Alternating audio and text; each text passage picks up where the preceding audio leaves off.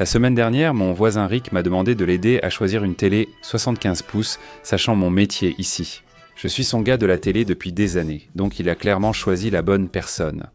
Il avait vraiment envie de dépenser 3000 $ pour le tout dernier diode électroluminescente organique de Samsung parce que, selon ses propres mots, il veut ce qu'il y a de mieux. On est allé chez Best Buy et 29 minutes plus tard, il est reparti avec un mini LED à 1200 $ qui rend bien mieux dans son salon ensoleillé qu'un diode électroluminescente organique. Et c'est un peu ça, le truc avec l'achat de téléviseurs en 2025. Les anciennes règles pour savoir lequel est le meilleur ne sont plus aussi simples et évidentes qu'avant. Les téléviseurs LED étaient l'option lumineuse et économique pour le grand public. Les diodes électroluminescentes organiques étaient chers, peu lumineux, et n'avaient de sens que si vous aviez une salle de cinéma dédiée avec, par exemple, des rideaux occultants. Ils étaient destinés aux passionnés. Mais aujourd'hui, l'écart entre ces deux technologies s'est tellement réduit que, dans de nombreux cas, vos habitudes d'Orseton de visionnage comptent plus que la technologie sous-jacente. Voici ce qui n'a pas changé. Malgré toutes les appellations Quantum Light Emitting Diode, Quantum Dot Diode électroluminescente, Organique, Neo ceci et Mini cela. Vous choisissez toujours entre deux approches de la technologie télévision, le diode électroluminescente organique et la LED. Le reste, c'est du marketing pour vous faire croire que vous avez besoin du dernier modèle, même si ce n'est sans doute pas nécessaire. Alors, le diode électroluminescente organique est-il toujours réservé aux passionnés et la LED reste-t-elle l'achat pratique ou est-ce que cela a changé maintenant ? Il y a beaucoup de choses à dire ici, alors allons-y et entrons dans le vif du sujet. D'accord, commençons par le diode électroluminescente organique où les pixels produisent eux-mêmes leur lumière, sans nécessairement rétroéclairage. Chacun peut s'éteindre complètement ou briller à pleine luminosité de façon indépendante. Son élégante simplicité explique la légende de son contraste et de son angle de vision. Je me rappelle la première fois que j'ai vu un diode électroluminescente organique dans une pièce sombre chez Circuit City. Ça montre mon âge si ma barbe ne l'avait pas déjà suggéré. Découvrir le vrai noir sur une télé pour la première fois a été une expérience transcendante quand j'étais jeune. C'est à ce moment-là que je me suis vraiment passionné pour les téléviseurs. C'était impressionnant à l'époque, et ça m'impressionne toujours aujourd'hui. La technologie des téléviseurs a atteint un point où les deux approches sont désormais très efficaces. Le diode électroluminescente organique reste excellent dans ces domaines, et il est désormais assez lumineux pour la plupart des situations réelles. Le LG G5 que j'ai testé plus tôt cette année a atteint plus de 2200 nits dans les pics d'imagerie à grande gamme dynamique, ce qui est vraiment impressionnant pour la technologie diode électroluminescente organique. C'est comparable au domaine du mini LED. Il y a quelques années, une diode électroluminescente organique de plus de 700 nits était un miracle, ce n'est plus vrai aujourd'hui. La plupart des diodes électroluminescentes organiques. Les modèles moins chers comme la série LGB atteignent un maximum d'environ 800 nits, ce qui est parfaitement suffisant dans la plupart des situations. Mais cela restera difficile dans une pièce très lumineuse. Les modèles haut de gamme dépasseront largement 1500 nits en continu avec ces pics imagerie à grande gamme dynamique impressionnants évoqués. Quand on dit que le diode électroluminescente organique manque de luminosité, il faut préciser de quel modèle il s'agit. La rémanence reste en théorie un problème, mais c'est désormais comparable à l'anxiété d'autonomie pour les voitures électriques sur les télédynamiques sur les téléviseurs. Techniquement, c'est toujours possible, mais en pratique, ça va être assez rare. Sauf si vous faites une erreur, comme laisser les infos allumées 24 heures sur 24 pendant 6 mois. Ce n'est pas seulement mauvais pour votre télé, c'est aussi mauvais pour votre cerveau. J'ai eu différents diodes électroluminescentes organiques qui tournaient, comme dans mon installation de test, pendant des années, avec du contenu varié diffusé. Je n'ai jamais vu de marquage permanent. J'ai déjà constaté une rémanence temporaire, mais elle disparaît après quelques rafraîchissements rapides. Ce n'est pas un vrai problème. Les téléviseurs Quantum Dot Diode électroluminescentes organiques sont légèrement plus sujets au marquage en raison de leur technologie. Mais encore une fois, on parle vraiment de cas extrêmes ici. Samsung et Sony utilisent des algorithmes de protection des pixels, déplaçant l'image et ajustant la luminosité pour éviter l'incrustation d'images statiques sur l'écran. La rémanence est maintenant aussi rare que les apparitions du Sasquatch. La question de la durée de vie, cependant, va être plus pertinente. Les dalles diodes électroluminescentes organiques se dégradent avec le temps, les pixels bleus mourant généralement en premier. On évoque plus de 24 000 heures de visionnage avant d'observer une dégradation notable. Cela équivaut à plus de 10 ans de visionnage. Quand votre diode électroluminescente organique semblera terne, vous voudrez sûrement déjà la remplacer. Qui sait quelle technologie incroyable existera pour les téléviseurs en 2035 ? Et pour ne pas être en reste, la technologie LED est devenue incroyablement sophistiquée. Chaque téléviseur LED utilise en réalité un rétroéclairage traversant des filtres et une dalle affichage à cristaux liquides, que Samsung l'appelle Quantum Light Emitting Diode Neo Quantum Light Emitting Diode, ou le rebaptise l'an prochain en Supreme Ultimate Quantum Neo Quantum Light Emitting Diode Pro Max. Ultra, cela reste fondamentalement le même concept. Là où la magie opère, c'est dans la sophistication qu'a atteinte ce rétroéclairage. Les compromis traditionnels auxquels vous êtes habitués sont bien moindres qu'auparavant. En fait, la plupart de ces compromis sont souvent imperceptibles pour la personne moyenne. J'ai testé des téléviseurs mini LED avec 4000 à 5000 zones de gradation. En gros, plus le nombre est élevé, plus ces LED peuvent créer de contraste à l'écran. Et 4 à 5000 zones de gradation créent beaucoup de contraste. Si tu compares ça à un des premiers téléviseurs à rétroéclairage latéral sans zone de gradation, tu vas comprendre pourquoi les nouveaux téléviseurs LED sont tellement meilleurs qu'avant. Les meilleurs téléviseurs mini LED testés l'an dernier affichent dans des noirs presque équivalents à la diode électroluminescente organique, la différence étant à peine visible. Mais voilà le truc, ils font tout ça tout en atteignant plus de 3000 ennies. C'est comme avoir une voiture économique et très rapide, ce qui est sympa. Les LED sont devenues très lumineuses. Le Sony Bravia 9 par exemple, c'est comme avoir un soleil dans votre salon. Ces écrans s'adaptent à presque toutes les lumières, donc parfait pour les salons très lumineux. Par exemple, le TCL QM 8K atteignait environ 4000 nits lors de mes tests, ce qui est absurde. Cette luminosité offre de vrais avantages. Le contenu, imagerie à grande gamme dynamique, semble plus percutant et dynamique. Regarder des sports en journée n'entraîne pas de couleurs délavées. Si vous avez de grandes fenêtres ou aimez la lumière, l'avantage lumineux des LED est indéniable. Cependant, l'histoire du contraste avec les LED est plus nuancée. Les téléviseurs LED pas chers affichent des images délavées dans les scènes sombres. Ces offres à 400 $ lors du Black Friday, ils utilisent la même technologie LED qu'il y a 5 ans, avec très peu de zones de gradation. On en a pour son argent avec ces produits, mais les téléviseurs mini LED haut de gamme à zone de gradation locale offrent des noirs proches de l'odiode électroluminescente organique. Ce n'est pas identique, mais assez proche pour que la plupart des acheteurs ne s'en préoccupent pas. Dans les environnements lumineux, des noirs parfaits importent moins.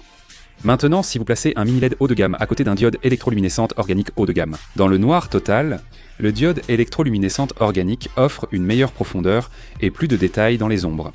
Dès que vous allumez une lumière ambiante, comme la plupart des gens devant la télévision, l'écart entre ces deux technologies se réduit nettement. L'angle de vision, cependant, restera le talon d'Achille de la LED. Si vous vous asseyez trop sur le côté, les couleurs vont changer et le contraste va chuter. Tout semble vu à travers une vitre sale, alors que certains panneaux récents sont bien meilleurs. Cependant, TCL par exemple propose des angles de vision vraiment impressionnants sur ses modèles haut de gamme. Mais au final, ils ne seront jamais aussi bons que le diode électroluminescente organique. Mais cela compte pour plus de personnes que vous ne le pensez. Si vous avez, disons, un grand canapé d'angle, votre téléviseur est peut-être fixé dans un coin et les gens vont s'asseoir sous des angles très différents.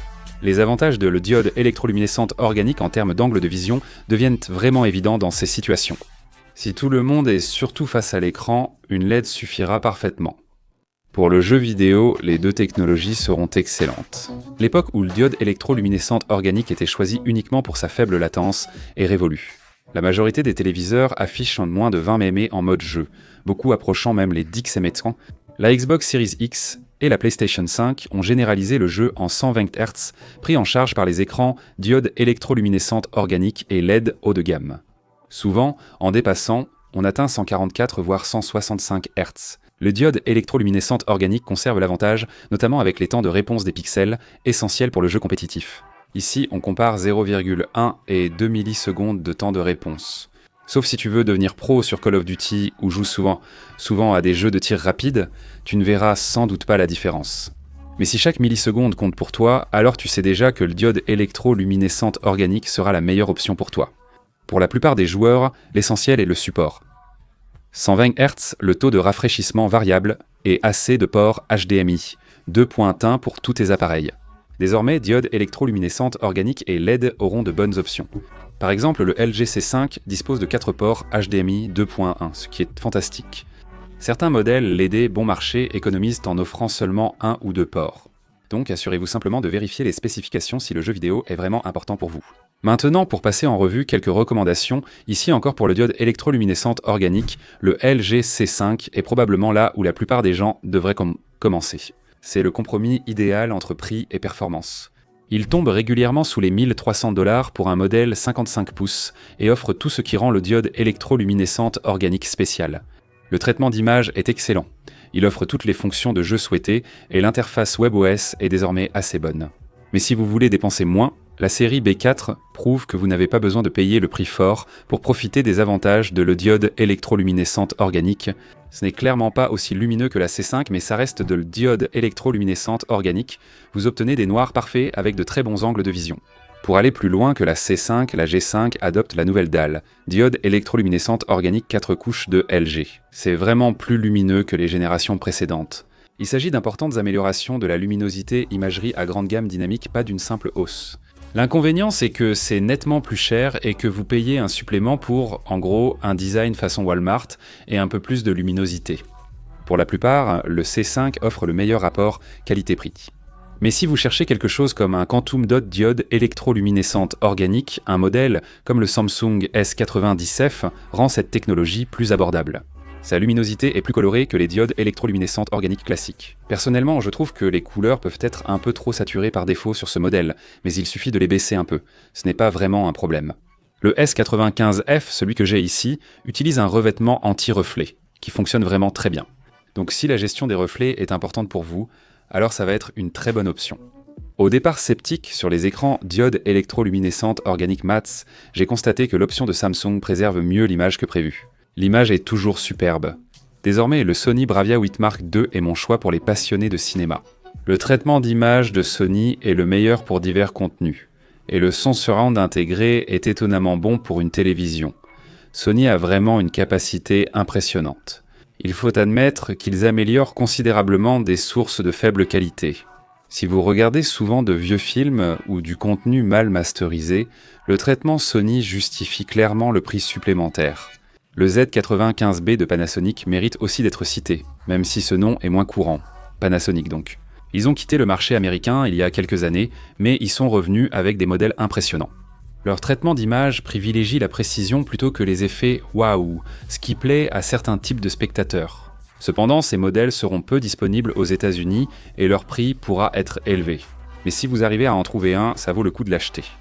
Conseil LED. Le TCL QM 6K pourrait être la meilleure affaire télévision 2025. Et je suis sérieux, c'est à moins de 800 €. Vous avez un mini LED, des points quantiques et une luminosité surpassant celle de téléviseurs 2 fois plus cher. Maintenant, le modèle sur la photo, il n'est pas parfait. Les algorithmes de gradation locale peuvent être un peu trop agressifs. Ce n'est pas le plus précis au niveau des couleurs. Mais il restitue bien les tons de peau. Pour le prix, c'est absolument remarquable. La version 65 pouces est régulièrement en promotion à moins de 700 €, ce qui est une valeur incroyable. Les modèles QM 7TK et QM AK de TCL auront de meilleures performances. En dépensant plus, vous profitez de meilleurs algorithmes de gradation locale, d'une luminosité maximale supérieure et d'une meilleure précision des couleurs. Le QM 7K est probablement l'un de mes téléviseurs préférés à tester parce qu'il surpasse largement sa catégorie. Le U8 quartier général de Hisense m'impressionne aussi par ses fonctionnalités de jeu et sa luminosité générale. Même si parfois cette luminosité peut être un peu excessive, donc il faut vraiment la baisser. Mais vous savez, ce sont de bons problèmes à avoir. Excellent pour les sports et films d'action. Hisense a bien travaillé, améliorant ses fonctions de jeu avec des taux de rafraîchissement élevés et une faible latence. Le U7N est une option économique avec de bonnes performances mini LED, tandis que le U8N offre des performances supérieures. Le Sony Bravia 7 combine la technologie mini LED et l'expertise reconnue de Sony en traitement, avec de nombreuses encontres zones de gradation locale. Il est moins lumineux que d'autres concurrents, mais sa gestion du mouvement et son upscaling sont excellents. Si vous regardez souvent du sport ou du contenu ancien, les atouts du traitement Sony se sont clairement révélés ces dernières années. Le Sony Bravia 9 est sans doute le meilleur téléviseur affichage à cristaux liquides que j'ai testé. Vraiment. Le local. La gradation locale de ce modèle rivalise souvent avec le diode électroluminescente organique dans les scènes sombres et la luminosité du téléviseur est impressionnante. Le Samsung QN80D est aussi recommandé, bien qu'un peu moins enthousiasmant. Il fait tout correctement, mais rien d'exceptionnellement bien. La qualité de fabrication, l'interface et la qualité d'image seront toutes parfaitement satisfaisantes. Mais avec les prix de Samsung, on peut souvent trouver des options plus intéressantes chez d'autres marques. Samsung propose aussi le QN90D meilleur mais bien plus cher. Le QN900F existe aussi chez Samsung. Si vous souhaitez payer le prix fort pour une 8K dont vous ne profiterez pas encore, je l'ai vu en personne. C'est super, mais il n'y aura presque pas de contenu 8K disponible. Et les avantages de la mise à l'échelle ne sont pas vraiment assez spectaculaires pour justifier le coût pour la plupart des gens, du moins à mon avis. Je pourrais en citer bien d'autres, mais ce sont celles qui me viennent spontanément à l'esprit. Si vous avez d'autres recommandations de modèles que vous aimez ou que vous préférez, faites-le moi savoir dans les commentaires ci-dessous. Je lis tous les commentaires et je suis vraiment intéressé par ce que vous pensez et ce qui vous enthousiasme. Pour conclure, je reviens à l'introduction en évoquant l'histoire avec mon voisin. En arrivant chez lui, je lui ai posé 2 questions simples qui lui ont permis d'économiser plus de 1000 $. Où va cette télévision et cette pièce est-elle lumineuse ? Il souhaitait remplacer son téléviseur principal du salon. Je savais déjà qu'il avait les mêmes fenêtres à l'ouest que moi. Et je savais aussi qu'il avait, disons, une sorte de vendetta étrange contre les rideaux occultants, et qu'il n'aimait pas les écrans mat sur les téléviseurs. Ce LGG 4 diodes électroluminescentes organiques de 77 pouces à 3000 $ qu'il voulait ne convenait tout simplement pas à cette immense fenêtre.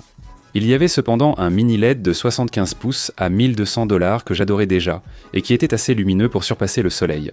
Le TCL-QM 7K.